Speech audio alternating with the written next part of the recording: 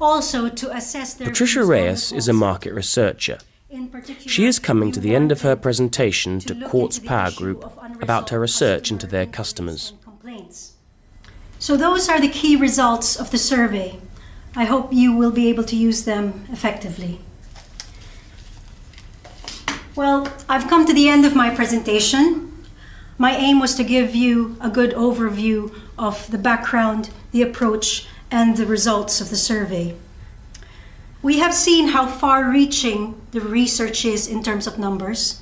Our large sample size has given us very accurate and specific data. We have also looked at the more general and global feedback that the respondents gave, which show that there may be some important ramifications for your company. As I said before, you can study this in further detail in your handouts, and I'd be happy for you to email me any further questions. So thank you very much for listening, and if you'd like to ask me any questions now, then I'd be happy to try and answer them. I have a question. As customer service manager, these results are particularly relevant to the people I'm in charge of. So I'd like to ask, earlier you showed us some of the customer feedback about their experience of dealing with our call centre. All the feedback seemed universally negative. So am I right in thinking that none of the feedback was positive? If that's the case, I find it somewhat difficult to believe, as there were positive scores from some participants, but no positive comments. Can I check if I've understood you properly? You mean why I didn't put any positive comments on the customer feedback on the site? Yes, surely there were some positive comments.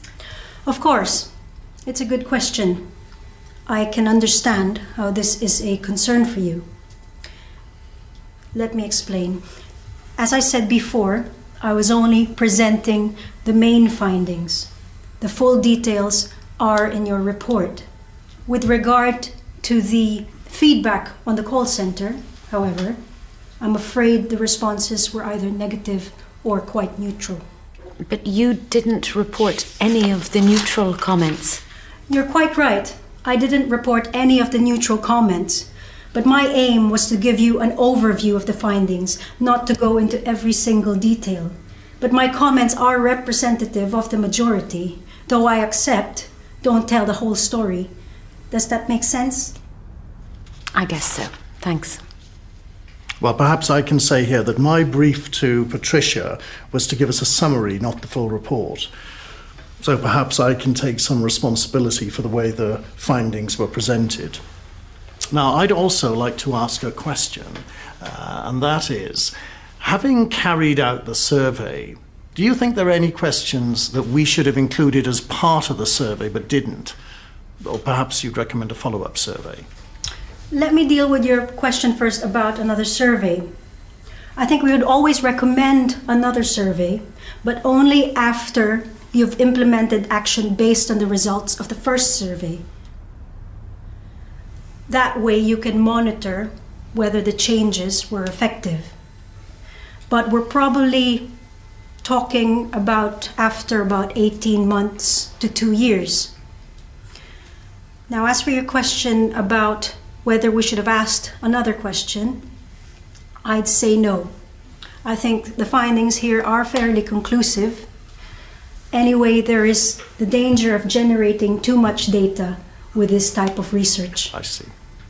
Anyone else? Well, in that case, thank you very much for listening.